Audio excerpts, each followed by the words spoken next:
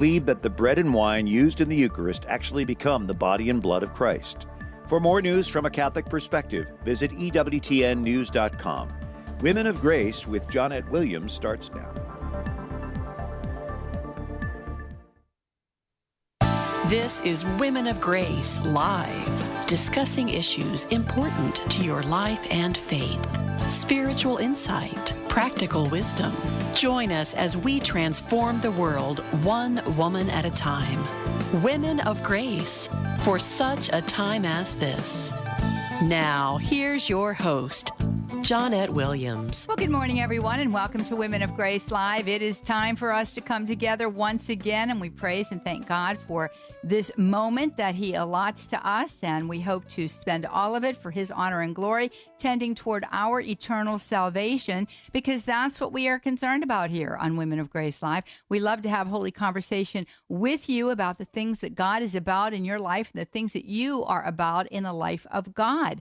And so it is that we offer you a means by which you can join us live here on Women of Grace Live. And if you're in North America, we've got really good news for you because we've got a toll-free number. We certainly do. It's 833-288-EWTN. That's 833-288-3986. Just pick up the phone, give us a call here, and we can have that holy conversation, answering any questions or comments that you might have, inclusive of appreciating your words of encouragement and all of the ways in which you interact. Please do let Ryan Penny, our call screener, know if you're a first-time caller, because I have my handy-dandy first-time caller bell here, and we like to ring it for you when you're a first-time caller. So please do let Ryan know that. We've got Jeff Burson producing today, and he's out there in social media land, and he'll grab your questions that you leave for us right there at EWTN Radio's YouTube channel and Facebook page. So use that chat feature and register your questions there, comments, insights, inspirations, words of encouragement, and Jeff will get them and throw them up on the board. Well, I got to tell you something. We had, one dilly of a show yesterday. We sure did. If you didn't hear it, I want to make you aware of the fact that it's available to you via EWTN's podcast. You can go out to the podcast area if you want to, but I love to have it on my phone. So if you don't have the EWTN app, you're going to want to download it. It's free. And, it just allows you to listen to what's going on live, both television and radio. You can actually watch TV on your phone. In addition to that, if it's a smartphone, that is. In addition to that, we've got archives there. So you can go to audio on demand, scroll down. The programs are all listed there for you. Scroll on down to Women of Grace, click on it, and yesterday's show will be there, and you'll be able to listen to it. What was that show about? Well, it was Wacky Wednesday. We had Sue Brinkmann with us. Sue Brinkmann is our staff journalist. She is also our researcher for the New Age. She does breaking news for us on the website. And we were talking about Harry Potter. And we were talking about a dear priest in Tennessee, Father Real, who made a decision that he was going to take the Harry Potter books and other books out of the library. They were moving the library. He was going to remove some of these books after a real careful evaluation, discernment, and consultation with many individuals, inclusive of exorcists, regarding the books that he found questionable. And this just set off a tremendous furor of activity and dissent. My word. He mentioned this, sent a letter to, I think, the faculty, explaining his decision. It got leaked to the local station, and by then it became national news. And so Sue Brinkmann was with us. She knows a whole lot about Harry Potter. She knows a whole lot about things occult, as well as all of the other wacky things that feed into the New Age worldview. And we were talking about that. And so many of you called in. You had questions about all kinds of things. We wanted to bring her back today. I know it's not Wednesday, but that doesn't mean Sue can't be with us. And she is today. We want to get to the rest of your questions. We weren't able to get to all of them yesterday, and they were still coming in as the show was closing out. So we do invite you to pick up the phone. Give us a call here, 833-288-3986. That's 833-288-EWTN. Just pick up the phone. Give us a call, toll free, right here for you in North America. Also available to you out there at EWTN Radio's YouTube channel and Facebook page. And we also invite you to text your questions, comments, insights, inspirations, or words of encouragement to us. You can text EWTN to 55000. EWTN to 55000. Wait for a response. Put your name in there, where you're calling from. Obviously, how you're listening to us, as well as your question or comment, and we'll get it, and it'll pop up here. Already phone lines are lighting up. We've got a couple of lines open. I have a feeling they're going to be busy all day, so get in line, 833-288-EWTN. That's 833-288-3986. I want to remind you about exciting things. There is something very exciting happening in Denver, Colorado, and it's happening this weekend. The family celebration, EWTN's family celebration, is going to be there, and I'm going to be there, and I'm so looking forward to seeing all of you, and I'm so hoping that you're going to show up there so that we can spend a few minutes together introducing ourselves to one another and maybe even having a little bit of holy conversation right there on the spot. So we want to invite you. It is a free day. It's all day Saturday, September the 21st. I say tomorrow because I'm flying there tomorrow, and we are so eager to have you join us there. We've got just a cadre of good speakers for you. We also have beautiful liturgies. We've got the opportunity for adoration of the Blessed Sacrament. There are abundant numbers of things for your children to do. It's a family celebration, so we want you to come. Bring the whole family with you. Where is it? At the University of Denver Magnus Arena. University of Denver Magnus Arena, all day Saturday, September the 21st, lasting through and ending Saturday, also on the 21st there. And you can come to that location. It's at 2250 East Jewell Avenue, Denver, Colorado. Look it up on EWTN's website, EWTN.com. It's first thing you're going to see in the slideshow. Click on that. It's going to give you all of the information, and you can register. Now, again, it's free, but it's helpful to register so we can be prepared for you. We certainly want to be prepared for you. So we invite you to join us there. I'm so excited. I can't wait. Haven't been in Denver for a little while, so I'm looking forward to being back there with all of our brothers and sisters in the Lord, hoping you're going to be there so that we can indeed spend this time together. Yeah, so here we are in our program. 833-288-EWTN is the way you can join us. Sue Brinkmann's going to be with us right on the other side of the break here. We're going to get to your questions, comments, insights, inspirations, words of encouragement. We're going to be talking about all things wacky today with a little bit of an emphasis on this whole Harry Potter thing. He just seems to continue to pop up, even though it's been, golly gee, I don't know. It's going on like 20 years, isn't it? It feels like forever. We're going to be talking about all of that today for you, and we are looking forward to hearing from you that way. Also through EWTN Radio's YouTube channel and Facebook page. Also texting us. Also, in addition to all of that, you can send us your questions. We'll get to them on another day. You can email us. Email Women of Grace at EWTN.com. Women, plural, of grace, women of grace, all one word, at EWTN.com. And you can also leave comments for us on our listener comment line, inclusive of questions. That is 205-795-5773. I know I'm giving you a whole lot of information, but it's all very, very important. We always invite you to get out there and check out our website, womenofgrace.com. We've got all kinds of good things. That's where you're going to find Sue's New Age blog, by the way. Just scroll over that navigational bar there. Blog will light up. Click New Age. Boom, it's going to be there. Also, breaking news is right there on the homepage. Sue is our staff journalist. She is our researcher of the New Age. Additionally, she's our director of communications. You hear that music? Guess where we're going? We're going to a break, but guess what's going to happen after that? We're going to be right here with you with Sue Brinkmann taking your questions as you call us at 833-288-EWTN, 833-288-EWTN. We're going to be right back with you, inviting you to stay with us. I'm Johnnette Williams. This is Women of Grace Live. We'll be right back.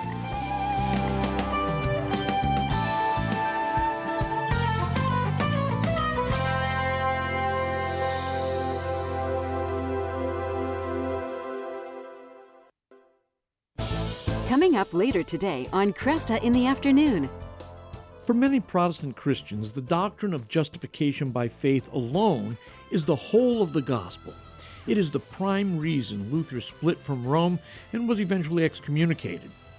Lutheran Rob Coons had been a defender of Luther's doctrine, so why did he come into full communion with the Catholic Church? Cresta in the Afternoon, 4 p.m. Eastern on EWTN Radio. Hi, I'm Doug Keck. This is an EWTN bookmark brief. I just had the privilege of speaking with George Weigel about his latest book, The Irony of Modern Catholic History, How the Church Rediscovered Itself and Challenged the Modern World to Reform. What's the overview of this book and what's the purpose of it? This is a reread of 250 years of Catholic history, how we got to this present moment, what the nature of this present moment is, and how it challenges all of us to be the missionary disciples we were baptized to be. What are the insights you think somebody reading this book would be able to take away that would help them deal with the world today as a Catholic? It'll help people understand how we got to this point. It's a dramatic story, and if we knew a bit more about that, we might be a little less inclined to freak out over things right now. And the book again is The Irony of Modern Catholic History, How the Church Rediscovered Itself and Challenged the Modern World to Reform. It's published by Basic Books, available through our EWTN religious catalog, EWTNRC.com. This has been a bookmark brief. Look for the entire interview coming soon on the network. The wisdom of Mother Angelica. Once you lose faith, if somebody does something to you and hurts you 1 time, 2 times, 3 times, 4 times, St. Peter thought 7 was a good number. How often should I forgive my brother, Lord? 7 times? My Lord said, no. 70 times, 7 times a day. For more information on Mother Angelica, visit Religious Catalog at EWTNRC.com. Encouraging women in their gift of authentic femininity. Here's more Women of Grace with Johnnette Williams. Welcome back, friends. You are listening to Women of Grace Live. I am Johnnette Williams. We're absolutely delighted to be with you today. And as I mentioned to you at the beginning of the program, Sue Brinkmann is back with us. She's with us on Wednesdays. We call it Wacky Wednesday. We talk about all kinds of different things that are out there in the world that's going on, especially those things that affect the culture and affect our worldview as a culture, that are off center from the revealed truth of sacred scripture and the teachings of the church. And yesterday's conversation was really centered on Harry Potter and a dear priest from Tennessee who took up against those books in his library and has been excoriated publicly for doing so. And so I'm going to introduce Sue. She's got an article out there. I want to tell you, get out to our website, womenofgrace.com, right there in breaking news. As a matter of fact, big picture, you'll see it. She talks about Harry Potter and about spells. I'm going to give her just a couple of minutes to talk with us a little bit about that article. Then we're going to get straight to you. I promise you, we're going to get straight to you, 833-288-EWTN. That's 833-288-3986. That's the number to use. Also out there for you in social media land, go to EWTN Radio's YouTube channel and Facebook page. We can have a chit-chat with you that way, too. So, Sue, welcome back today. Sue is our staff journalist, our New Age researcher. She also does our breaking news, and she's our director of communications. She wears a lot of hats. We all do here, though. That's it. But, yeah, I'm happy to be back. I think we should call this Thorny Thursday. Yeah, I like it. I was trying to come up with something really clever because of Wacky Wednesday, and I couldn't come up with a good adjective, but you did it. Thorny Thursday. That's fabulous. Woohoo! There we go. We got Thorny Thursday now. Oh, my gracious Hopefully sakes. It won't get too thorny. Yeah, well, that is hopefully the truth. But let's go on. Tell us a little bit about this article you wrote, why you felt it was important to write it. Well, it was one of those things that woke me up in the middle of the night, and I thought, we forgot to get to this on this show yesterday. And as soon as I woke up, I thought, I don't think I've ever really written this.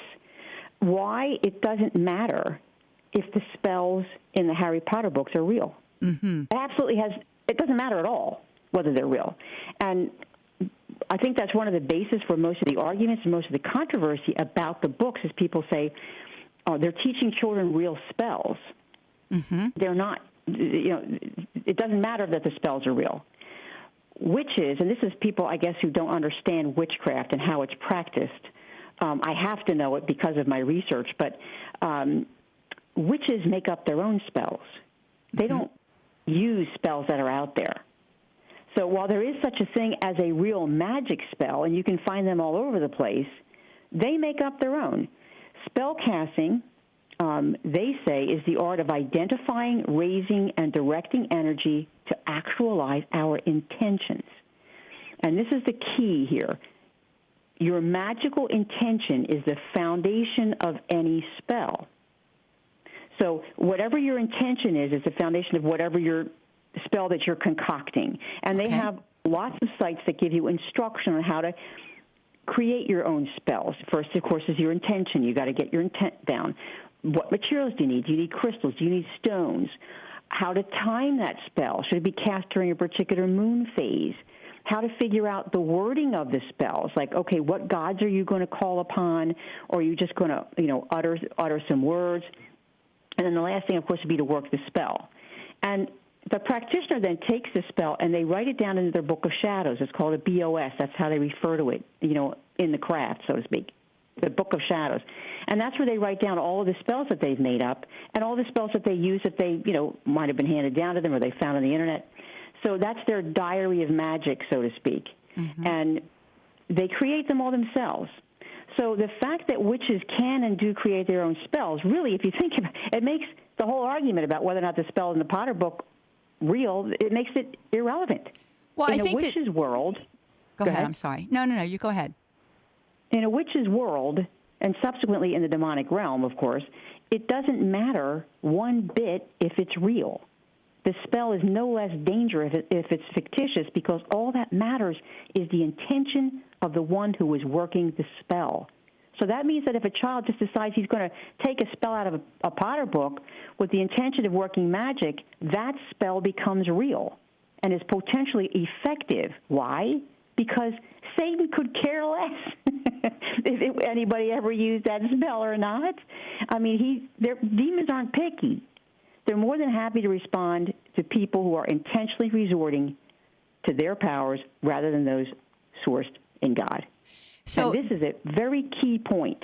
Yeah, and I think that this is important for us to understand. And people will say, well, if it's not a real spell and if you can just make it up, what does the intentionality matter? Well, the intentionality matters a lot because the intentionality, the reason why you're doing it, the purposeful nature of trying to tame occult powers in and of itself, one, is an abomination to God. It's morally reprehensible. The Catechism of the Catholic Church talks about that.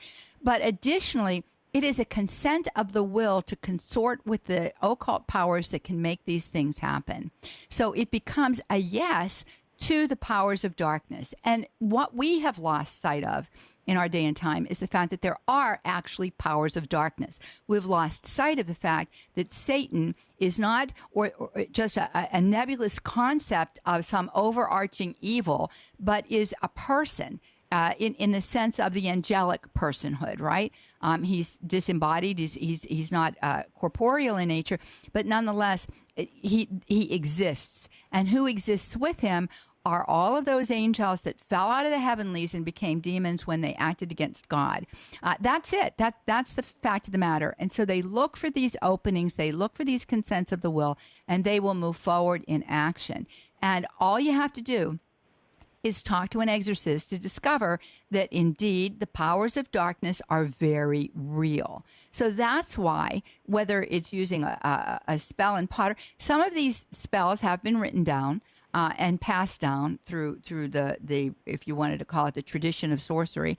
But the fact of the matter is, even making it up, it's the intentionality that becomes the consent that becomes the efficacious experience. So yeah, it does matter. It matters very greatly. And of course, this is something that, isn't talked about. People don't talk about these things, and it becomes very confusing to people. Well, we've got people out there both on Facebook as well as out there on our phone lines. We want to give you the number. The number is toll-free for you here in North America. It's 833-288-EWTN. That's 833-288-3986. If you called yesterday and you couldn't get in, please call back today. We're eager to talk with you. So let's go to Kristen. Kristen is out there in Los Angeles, California. She is listening to us via the iCatholic radio app. So there you go. Hi, Kristen. Good morning. Thank you so much. I, first of all, just want to say before I ask my question and make my little statement, which will probably be like a bomb, that I totally 100% agree with what you are saying in general about the demonic and the satanic and about witchcraft and so on. And I wholly 100% support any parent and this dear priest in Nashville who would make a decision that their children would not read any book that they choose that they should not read, because that's what parents are supposed to do.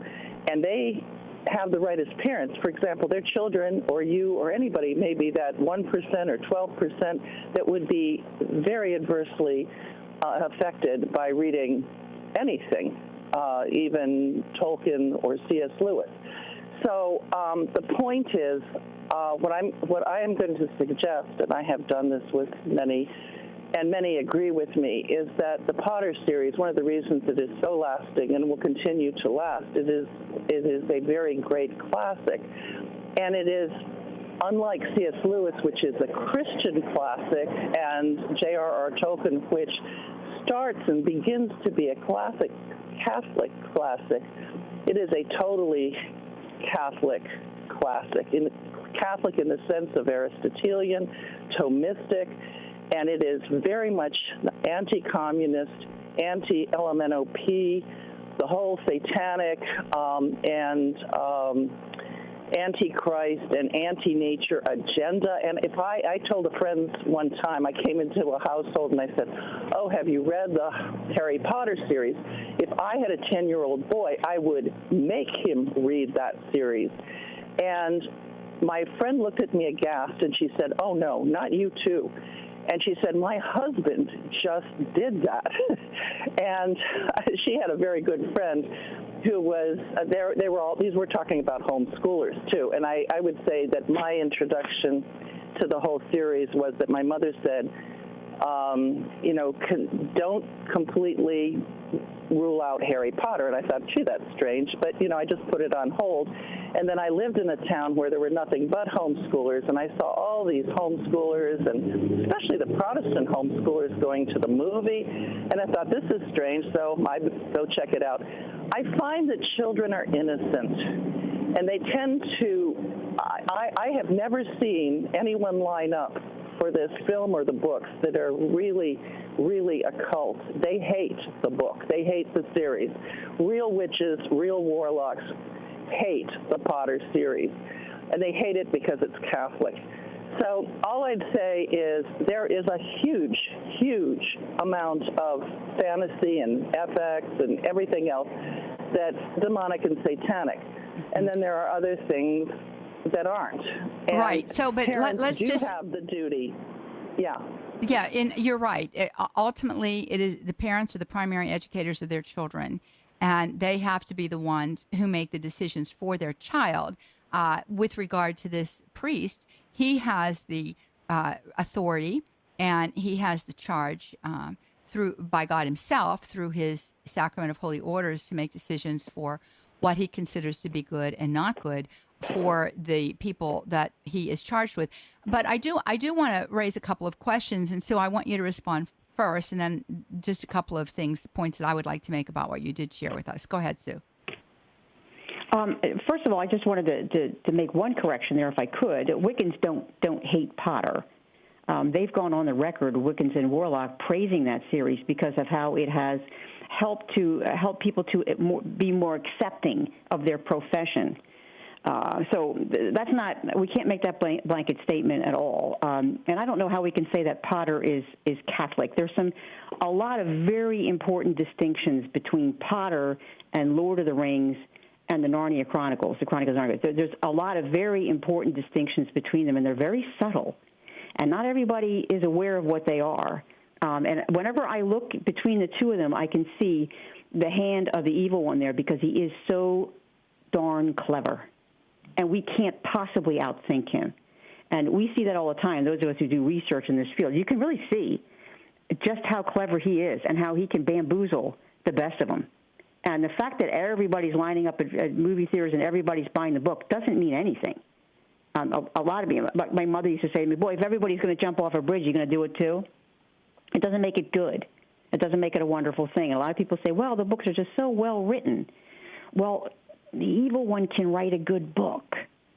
You've got to be really careful with this. And I think the reason that people may not be is because they don't understand the occult. They don't understand it. That's why I think these discussions that we're having are so vital to the whole dialogue about Potter, because there's a lot of ways that a lot of things we can teach people that they're not getting anywhere else. For whatever reason, they're not being taught. This is how Satan operates. Right. This is who he is. Jesus tells us all about it. Nobody pays attention to it, though. So, point of clarification. Moments from this. Yeah, and just a point of clarification. You're not insinuating in any way that Rowling is Satan. No. But he can inspire that. Well, yes, and we have. There's been some evidence and some suggestion, even by her, that much of this was done through a type of occult activity called automatic writing. So there is that question that is out there. But I think that, we've got a Facebook question here that I think also helps to get to the nub of this. And this came to us from Tom. And from what I understand, excuse me, from our producer, he's not the only one asking this question. He's saying, weren't there wizards in Lord of the Rings? Why is that okay? And here we get into, I think, a very important question.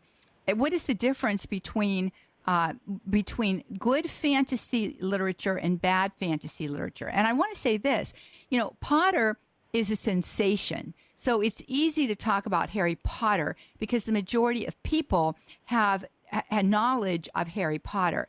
But this is something that is not singular to him. This is something that's happening in the whole genre of children's fiction literature. So it's easy to look at Harry Potter because people know about him. And he points out that series points out the key reasons or the key differences between good fantasy literature and fantasy literature that we would consider to be questionable, in some cases objectionable. And we should talk a little bit about that, Sue. Do you want to address that? Yes. It's a good question. First of all, there's a big difference between Gandalf in Tolkien and Potter. Gandalf was a semi-incarnate angel. He wasn't a human. And Harry Potter was a human being. Okay, that's one of the many differences between the two of them. Tolkien and Lewis, in their series, they relegate the pursuit of magic to wholly imaginary realms that don't exist here on Earth, or they're just fantastical, and children understand that. It's a fantasy world, okay? But Potter lives in modern-day England. That's very recognizable to people, okay? So that's a big difference right there. Now, in Tolkien and Lewis's fictional worlds, everybody uses this magic, okay? But in Potter's world, it's hidden, and only magical elite, and a world in which, as in our world, most people don't think there is any such thing as magic. But theirs is hidden, whereas in the other one, it's out widespread. Tolkien and Lewis, they limit the pursuit of magic to supporting characters, never the protagonist with whom the reader is to identify. That's important. That's very important. Whereas Harry Potter, he, of course, is a student of it. He's the title character in the novel. You see how these very fine line differences are between the two, and why people would think, well, Lord of the Rings is the same thing as Harry Potter. It isn't. It isn't. And we can talk more about that when we come back from the break, right? So I just want to invite all of you to give us a call here, 833-288-EWTN. Those of you that are holding on the line, we're going to get to you when we come back on the other side of the break here. You can also get out there to EWTN's social media sites for radio, EWTN Radio's YouTube channel, Facebook page available for you there. More questions to come, more answers to give. We're going to be right back. Stay with us.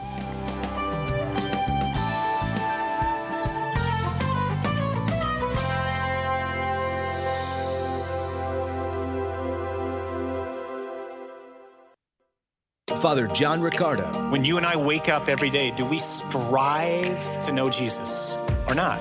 Quick question to you and me right now. Is that what you and I are doing every single day? The leading Catholic voices are on EWTN Radio. St. Augustine gives us tremendous insight as to why we should pray. He says this: Why God should ask us to pray when He knows what we need even before we ask Him may perplex us if we do not realize that our Lord and God does not want to know what we want, for as God, He cannot fail to already know it. But rather, He wants us to exercise our desire through our prayers so that we may be able to receive what He is preparing to give us. Father Benedict Rochelle. I don't think people should have negative fears of God, but I think you should get a lump in your throat. You should feel excited. Suppose I was going to take you and introduce you to the Pope or to the president of some country or something. You might get a little lump in your throat. Forget it. Every day, you, I, live and move and have our being in the presence of God. These are the class of feelings we should have, and we should have them to an intense degree if we really had the sight of Almighty God. These feelings are the feelings which we shall have if we realize His presence, and in proportion as we believe that He is present, we shall have them. And not to have them is not to realize, not to believe that God is present to us. The people you know and trust are on EWTN.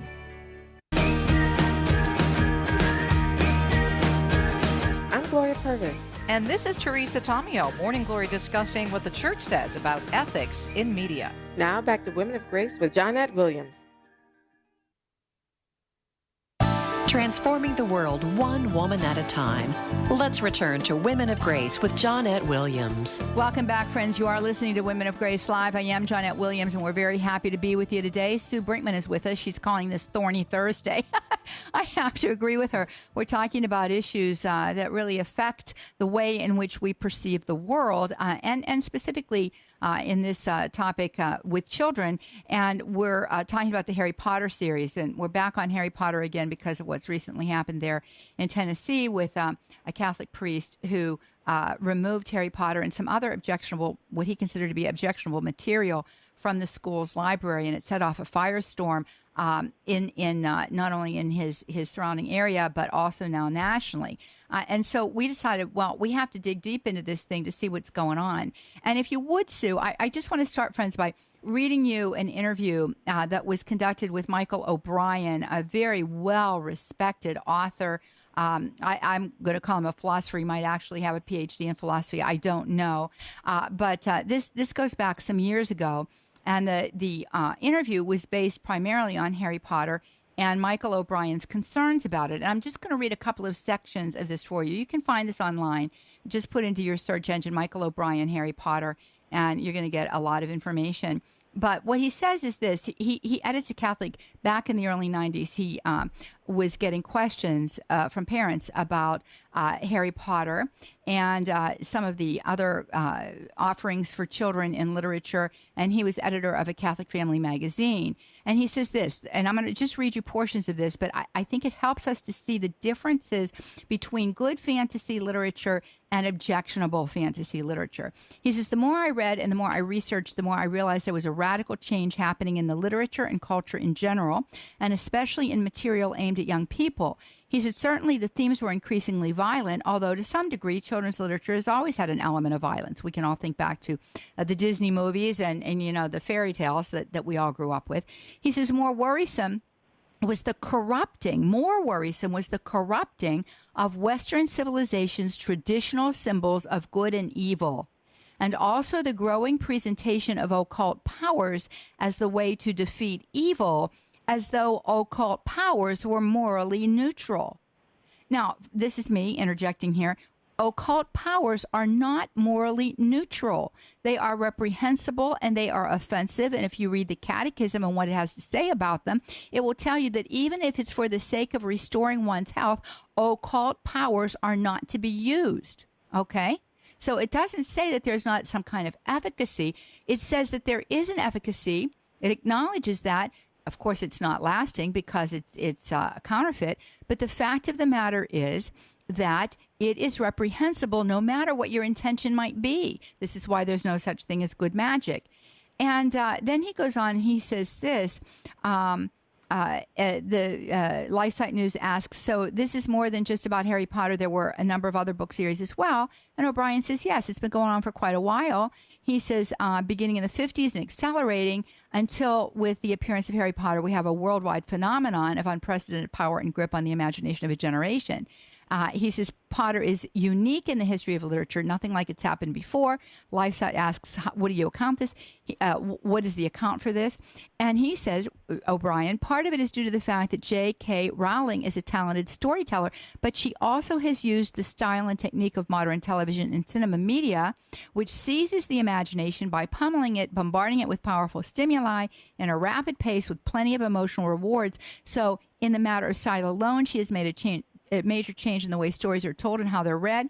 Then he says this, most important, she has taken the paganization of children's culture to the next step in which sorcery and witchcraft, traditionally allied with supernatural evil, and this gets to what you were saying, Sue, traditionally allied with supernatural evil is now presented as morally neutral. In the hands of nice people, it's an instrument for good. In the hands of not nice people, it's an instrument for evil. She has shifted the battle lines between good and evil, which can have a disorienting effect, especially on the young who are in the stage of formation. So what he's saying here is that in the past, it was very clear who was good, who was evil. To your point about Harry Potter looking like everybody else, and he's a human person. He's not, an angel or something else. When we go to traditional literature that is fantasy oriented, evil always looks evil and good always looks good. Mm-hmm. In the case of Harry Potter, that is not the case. In addition to that, evil is used, occult powers and magic are used for evil intentions. They are not used for good intentions. That's another shift. That's where it becomes very damaging. And also in Harry Potter, the ends justify the means. That is completely in opposition to any Western philosophical system where the ends do not ever justify the means. And that gets all caught up, and it has a demoralizing, not a moralizing, but a demoralizing effect upon the human person. We forget that literature teaches us, informs us, shapes us. This is why it can be so powerfully good and why it can be so powerfully damaging. Back to you, Sue. Absolutely. Absolutely. And I'll tell you, O'Brien, his book, by the way, is just actually Harry Potter and the Paganization of Culture. I have recommended this to a lot of teachers who couldn't understand, what should we do about Harry Potter? Is it good? Is it bad? What's going on? Read Michael D. O'Brien's Harry Potter and the Paganization of Culture. He lays it out. He does so in a very, very good, objective way. It's an excellent read. And I want you to go ahead. No, I just want to say, please share with our listeners today what you shared yesterday about the reality of the young people that grew up on Harry Potter. Our millennials. Oh yes, absolutely. The millennials right now are very heavily into all kinds of magic, psychics, mediumship. They're very, very, very much into that. Large percentages of millennials are. They do something that's known as, or what they coined, unbundling. The millennial, not all millennials, of course, but a sizable percentage of them, they will take, they'll go to see Christmas carols, they'll go to see a medium, they'll have their palms read, they'll have, their natal chart done, and then they'll go to a Jewish seder, They do a little bit of everything, and they call it unbundling. Mm-hmm. And it's, they've grown up in a world where, all this magic stuff has looked beautiful because, remember, Harry Potter was just the start of it. Harry Potter is what created the genre known as occult fiction. That's where it all began, was with him. After that, it's been a slew of other books out there. You Google in occult fiction youth, and you're going to get thousands of hits about all different books that are out there. And particularly with young girls, the books on witchcraft, they're all bestsellers. Not all of them, but many, many of these books are bestsellers with teen girls. They're so into witchcraft now. And okay, you look at the young girl who's already into witchcraft for whatever it means. Maybe she saw a show about it or something and she's into it, and then she picks up a Harry Potter book. Is that going to reinforce her in her witchcraft? Of course it is. A lot of this, I think, Johnnette, is just common sense. Right. It's just common sense. And the stats that you quoted yesterday showed us that what the percentages were of millennials who believe in God according to our understanding of who God is, as opposed to those who do not. And it's a frightening number that do not see God in the same way as we see God, triune being. That's right. It dropped from 81% in 2006 to 67% in 2016. So, I mean, they're obviously not in the same category faith-wise. There's been a very big impact. You're right, of this kind of fiction that they have grown up on. I did not grow up on this. We didn't have that kind of stuff when I was growing up. In my world, the Wicked Witch of the West was the Wicked Witch of the West, and that was just the way it was. Mm-hmm. And it was presented as being wicked, and something that O'Brien points out is you look at some of the stories in Narnia, for instance, The Lion, the Witch, and the Wardrobe, that Pevensie children to discover this magical wardrobe that leads them into the land of Narnia, and then one of the children is tricked by a witch who's posing as this beautiful queen who tempts him with all kinds of promises of power if he's going to turn on his siblings, and he does. He turns on them. But then he later learns that the true nature of the witch who's evil, and he regrets what he did, and he repents of it. But he can't be free of that dominion of the Wicked Witch until he pays his debt, So you get that whole story of repentance, of sin and fallen evil. It's all told there. All of salvation history. It's in the form of story. Even if you look at traditional children's literature, and you look at the great fairy tales that have endured for centuries. If you look at those, what you begin to see is the fact that it's the salvation story told in numbers of ways. You can see that in Pinocchio. You can see it in Cinderella. You can see it in Snow White. It's the redemption story. So, yes, there was a Christian basis, but let us remember that Christianity has been given to us by Jesus himself. So the fact of the matter is, in good fantasy, you're going to see that kind of a flow of events where evil is going to be punished, not praised, and things that are reprehensible to God are going to be what's the word I'm trying to use? Looked on disfavorably, not elevated. So these are the markers of what is healthy, what is good. This is what helps to shape and form children according to a moral code that is consistent with the revealed truth of sacred scripture and the teachings of the church and all Christendom.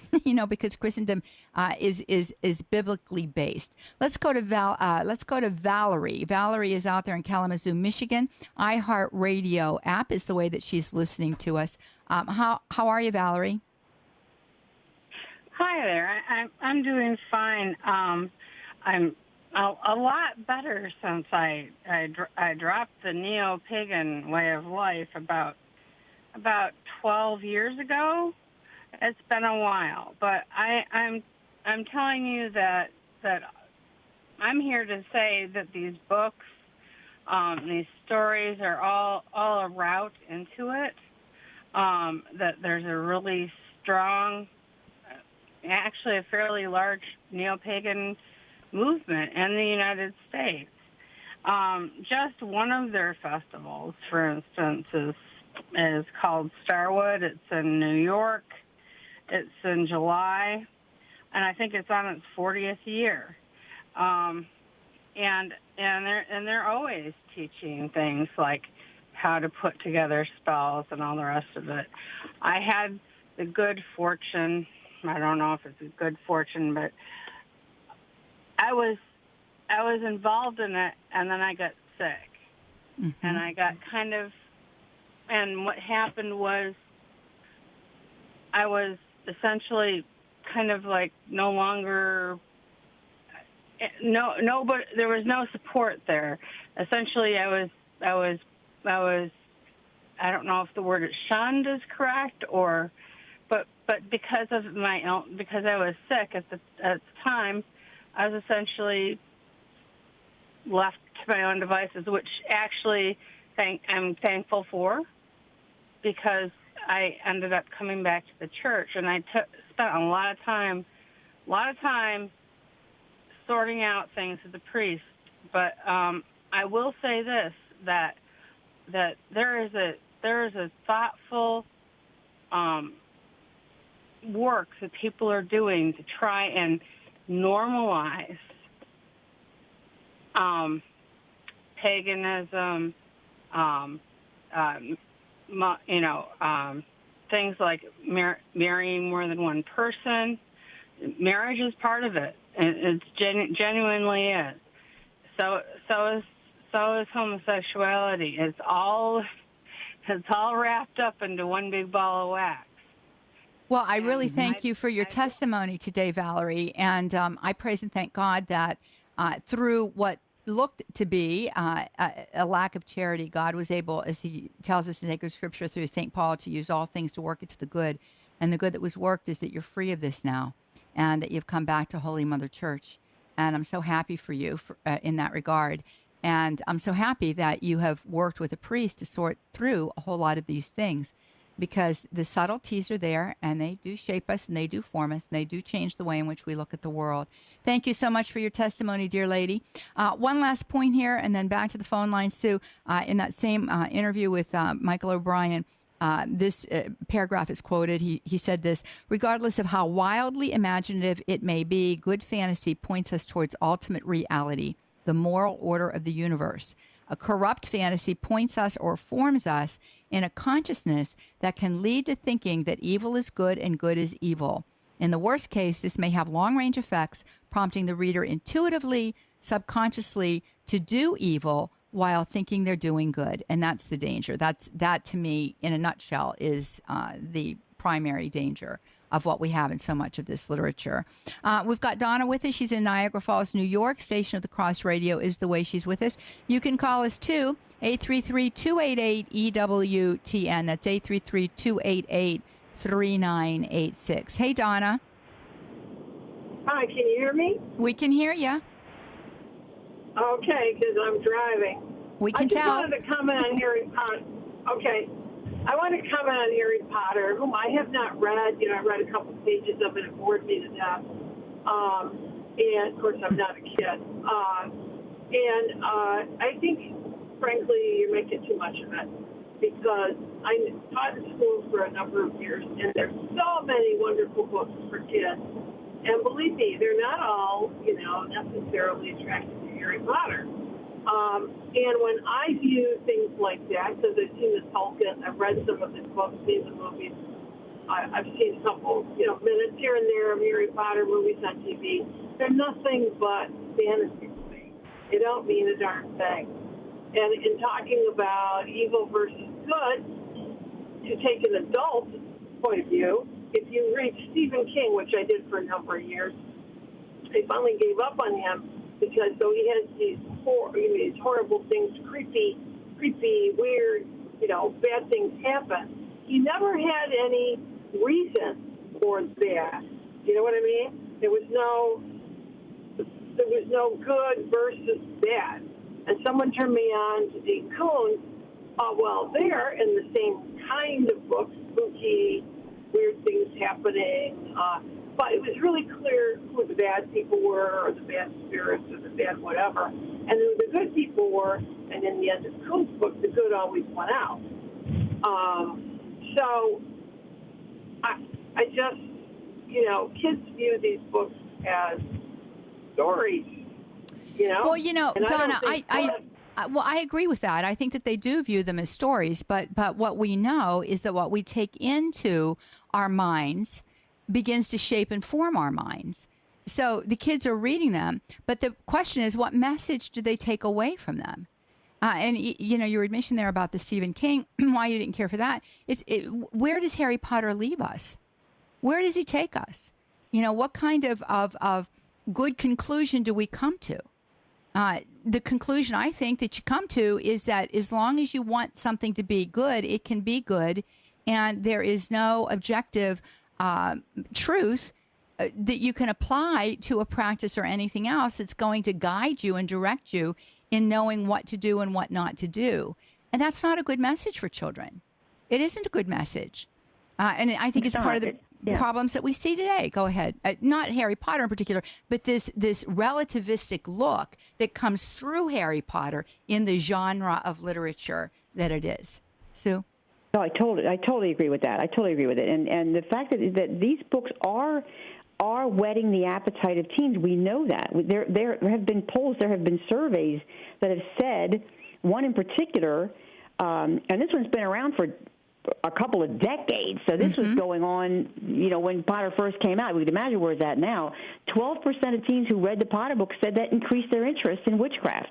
We know that subsequently since then, witchcraft has been, number one to teen girls. They're all into this witchcraft. Now, 12% of teens, that's 3 million kids. That's not something to just say, that's not a big deal. It is a big deal. And I think that it's something that we need to keep in mind, that just like you were saying, Johnnette, it is literature, and they do see it as good fantasy, but it does teach them something, and they do come away with something. And we have to keep in mind that their minds work differently than ours. The adult mind is matured, it's fully developed. Theirs is not. They're still being formed. And that makes a big difference on how are they seeing. We could probably read the same paragraph as a child, and they might get something completely different out of that than we do. Because our minds are just, more able to process certain information than theirs are. So I think that the fact that this is the top, Harry Potter series is the top challenged books in the 21st century, according to the American Library Association, is telling us something.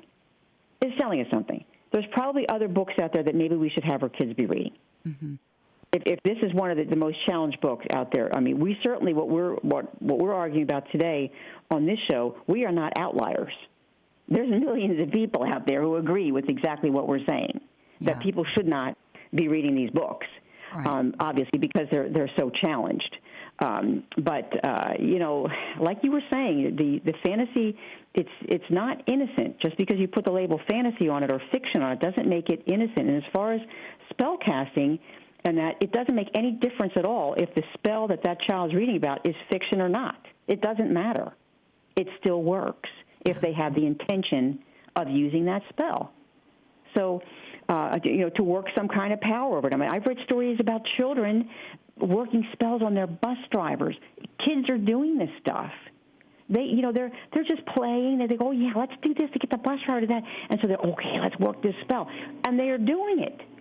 And for a lot of these children, some of these spells actually work because devils decide that they're going to answer them, and the Lord's going to allow that. So, I mean, you've got to be really careful with this stuff with kids. You don't introduce them to anything occult, especially if you yourself don't understand the occult very well. I think educate ourselves first and then decide, should we really be doing this? Is this really good fantasy for them?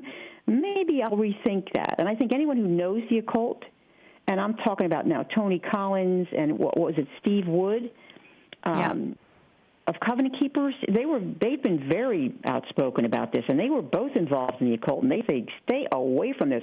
They couldn't stand even reading a little bit of the books. It so disturbed them.